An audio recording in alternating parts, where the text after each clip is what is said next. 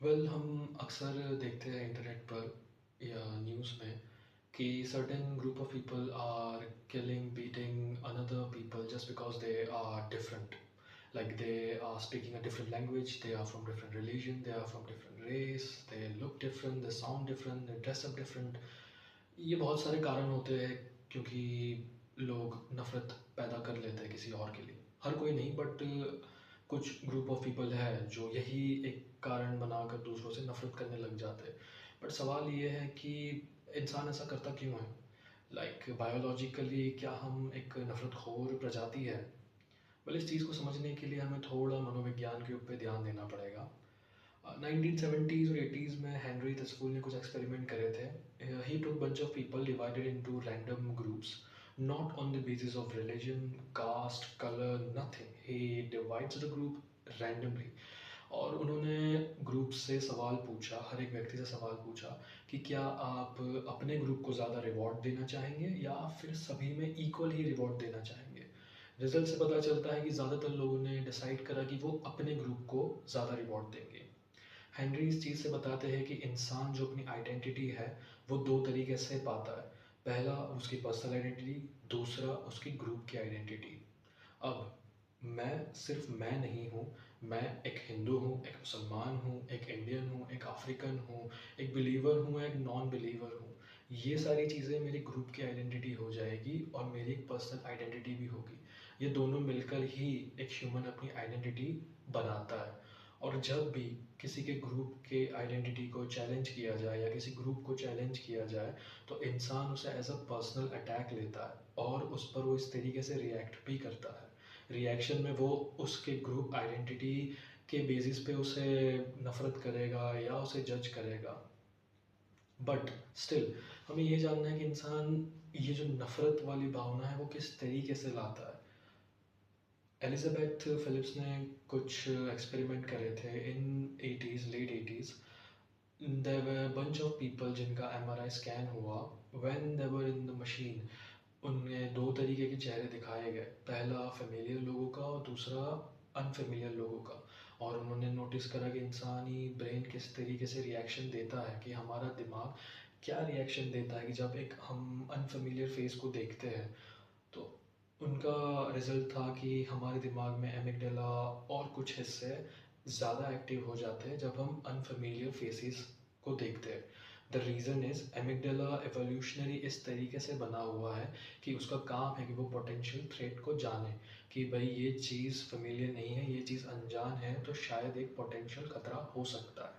ये खतरा है ये बात उसे नहीं पता, बट वो हमें बताता है। एवोल्यूशन ने हमें इस तरीके से ढाल दिया है कि उसका काम ही है, वो एक हमारी शील्ड की तरह काम करता है कि सामने वाली चीज़ जो है, सामने वाला आदमी जो है वो हमसे थोड़ा अलग दिखता है, शायद कुछ खतरा हो सकता है, सावधान हो जा। बट स्टिल हमें ये अभी भी नहीं समझ आ रहा, तो इंसान नफ़रत क्यों करने लग जाता है? क्योंकि एमिगडाला तो हमें यही बताता है कि भाई ये खतरा हो सकता है। इस चीज़ को बहुत अच्छे से समझाते हैं Robert Sapolsky, one of my favourite writer and biologist. उनकी किताब थी बिहेव।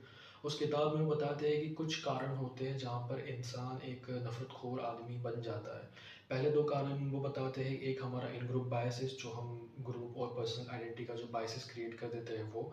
दूसरा हमारा कहीं न कहीं एमिगडाला भी रिस्पॉन्सिबल होता है। और तीसरा कारण वो जो बताते हैं, जो सबसे गंभीर कारण है, वो है कल्चर। कल्चर कह लीजिए, समाज कह लीजिए, या फिर आपका एनवायरनमेंट कह लीजिए।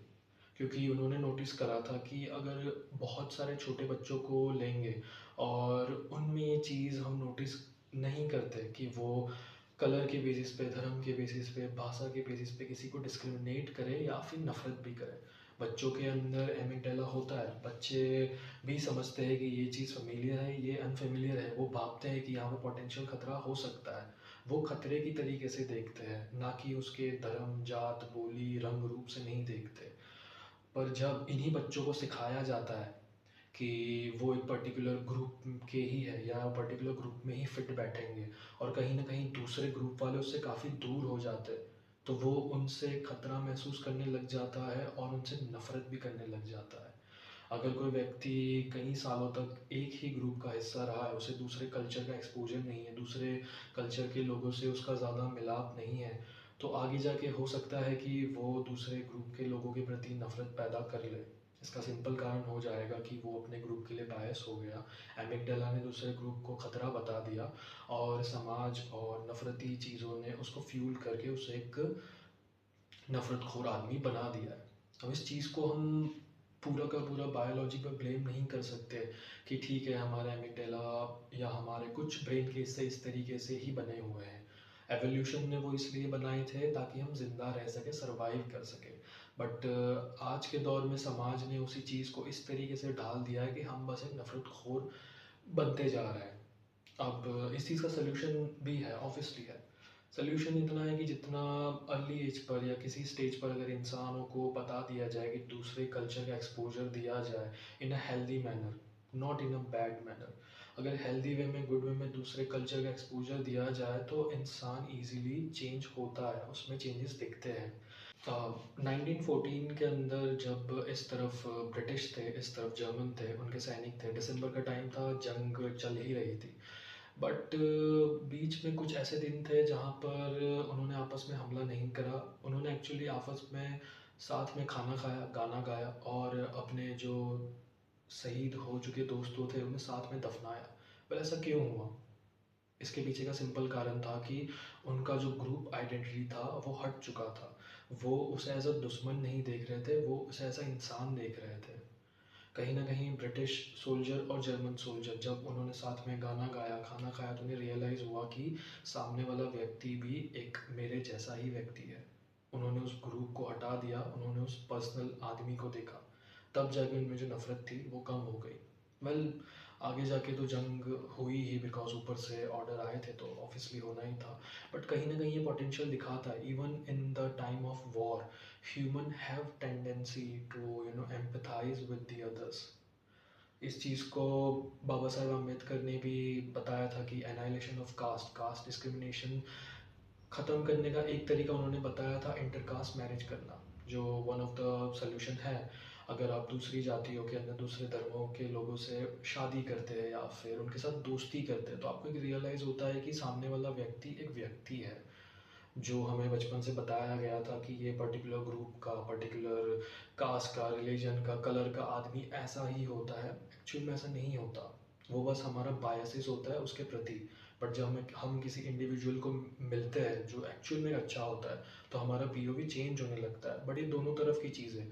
अगर हम वहीं ग्रुप के किसी बुरे व्यक्ति से मिलेंगे तो हमारा पीओवी कहेगा कि ठीक है ये पूरा ग्रुप ही बुरा है। अच्छे से मिलेंगे तो हमें लगता है कि ठीक है ग्रुप में कुछ अच्छा भी हो सकता है। तो एक्चुअल में ग्रुप अच्छा या बुरा नहीं होता, इंसान होता है। अगर हम चाहे हम इस चीज़ को हमारे निजी जीवन में भी उतार सकते हैं। Instead of generalising everything, we should ask our self कि what is it the group, it is a individual, और is it me who is getting into the biases.